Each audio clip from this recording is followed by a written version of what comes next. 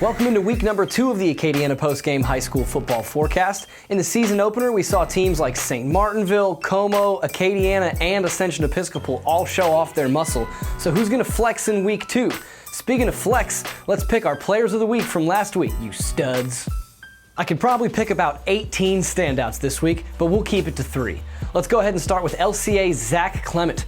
He earned the starting role last year as a QB, and he's breaking out this year. He had 230 rushing yards and 4 total touchdowns in a road win over Elton. That's right, they won 40-36, and it looks like the night train found its conductor. Speaking of fearless leaders, let's move on to Comeaux High's Brett Dotson. He's way more than the coach's son. He's also a senior leader and a guy who hit the weight room hard in the offseason. He dropped 4 touchdown passes and 209 yards through the air in a 46-20 thrashing of Cecilia. The kids down south are calling it the Mo now, so give me some Mo, Brett Dotson. Last but not least, I want to pick a defensive player, so shout out to Breaux Bridge's Sabarian Alexander.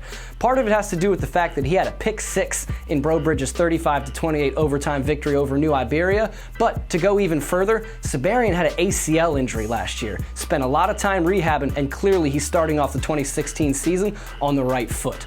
Now, I also want to give a shout out to Ziggy Francis and Elijah Mitchell from ERAF, but I don't have time to keep picking players. Got to keep it to 3. Speaking of things coming in 3s, let's get to your games of the week.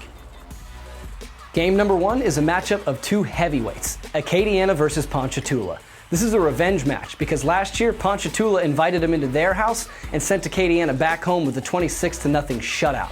This time around, they'll be at Dotson Stadium, and Ziggy Francis will be leading the charge. The Rams running back had almost 200 yards rushing against Northside and 3 touchdowns. You combine the fact that he's running behind a massive offensive line, and the veer machine already looks scary. We'll see if they can get it against Ponchatoula. Now moving on to game number 2.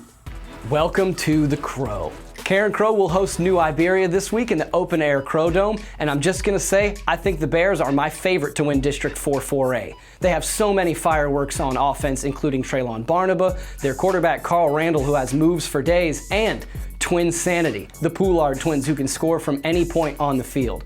Not only do they have one of the most explosive offenses in the area, they have a huge offensive and defensive line and some defensive leaders. Frankly put, I think Carencro's scary. Good luck, New Iberia. I've been looking forward to game number 3 all summer. Notre Dame versus Breaux Bridge. Breaux Bridge is coming off of a game of pure excitement as they defeated New Iberia in overtime, and it's going to be Terry Martin's offense, led by Julian Leon and freshman phenom Dartravian Gregory, against Notre Dame's defense.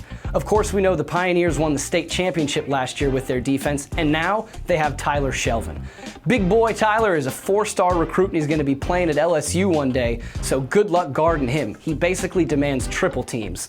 Notre Dame's defense was already nasty, now it's terrifying. You can hear that game on Planet Radio 105.1. You can hear the Wreckin' Rams against Ponchatoula on ESPN 1420, and make sure to listen to the post-game show on News Talk 96.5 KPEL immediately after the Lafayette High game. Make sure to keep up with our scoreboard on Friday nights and check AcadianaPostgame.com, your home for football in South Louisiana.